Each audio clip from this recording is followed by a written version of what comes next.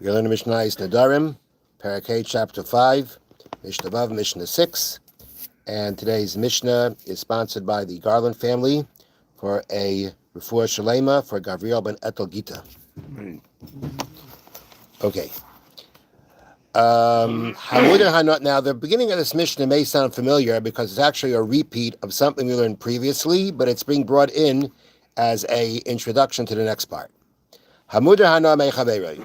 One who is not permitted to have benefit from his friend due to a neder,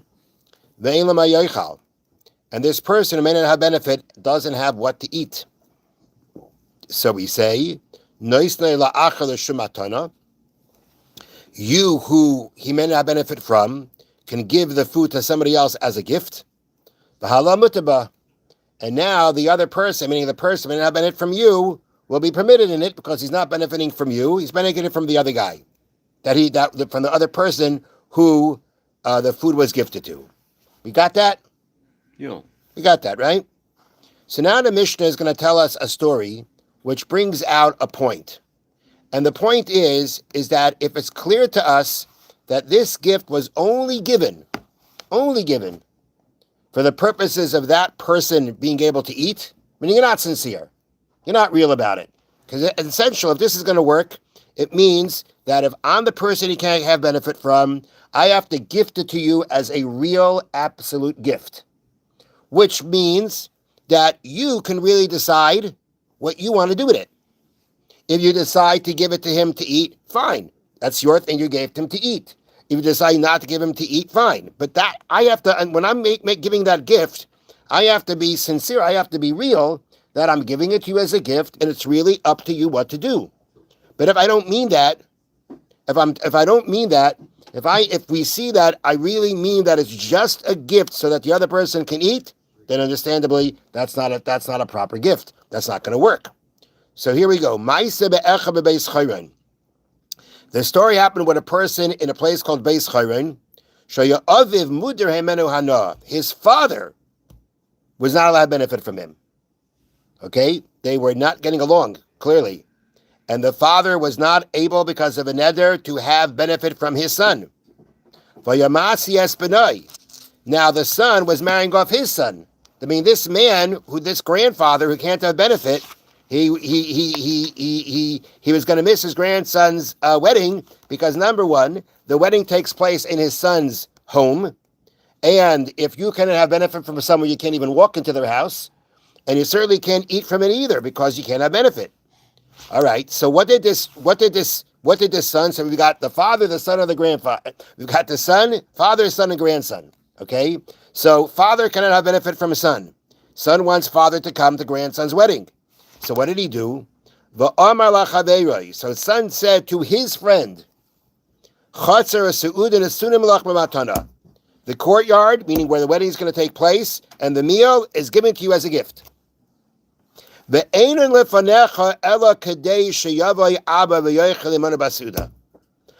only given to you so that my father can come and eat with us in the meal. That's what he said straight out. It's only yours so that my father can go ahead and eat from the meal. Come and eat from the meal. That's what he said. So his friend said to him, now that already kind of gave it away, right? He says, it's only given to you for the purposes of the father coming to eat at the meal. All right. But the friend wanted to test it further. Omar Loi, his friend said to son, Im shalihem, if they're mine, if you're making this mine, harehem mukdashim l'shamayim, I am sanctifying them to heaven. You're giving me the chutzner, you're giving me the courtyard, you're giving me the food, I'm sanctifying it to the Beis HaMikdash. It's mine. Omar Loi, so son said back to friend, I didn't give you my thing for you to sanctify it to heaven.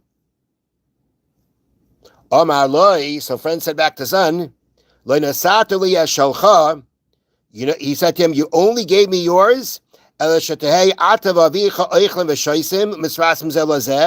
you only gave it to me so that you and your father can eat and drink together and make up with each other. And the sin should be hanging on his head, which is a euphemism for saying, and the fault should be mine. Meaning, you want me to go ahead and take this as a gift so that your father can get back together again, which really you can't because you're only giving it for that purpose. And I should be the shlecht, I should be the bad one because I agreed with this. I let this one go. So therefore, that's what happened. So the son said, I'm only giving it to you for that. And the guy said, if you're giving it to me, you got to really give it to me. And if you're not really giving it to me, then the whole thing's a farce. All you want to do is make up with your father, and I should be the one responsible because I let it go through. All right. The matter came before the sages. Amru, and what did they say? Kol matana she'ena. Any gift that is not, meaning any gift not given sincerely. Shemikdish and mukadeshes. Proof being, it wasn't sincere because if the recipient were to sanctify it, it wouldn't be sanctified because you never gave it to him for that. You only gave it to him for your father to eat. Eina matana, that's not a gift. And therefore, it's not going to allow the father to be able to eat. So the point of the Mishnah was, yes, there is a solution when you have that kind of situation. To gift it to someone else, the food to someone else, so that the person that cannot benefit from you should be able to eat. But you can only work if it is a real gift.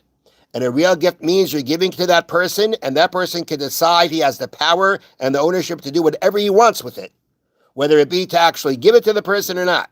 If that is how you give the gift, then it'll work. If you don't give the gift that way, basically you're only giving the gift so that the father can eat or that this person can eat. That is not considered a gift, and you have not accomplished anything. Have a wonderful day. Thank you, Rabbi. Can't tell him what to do with it.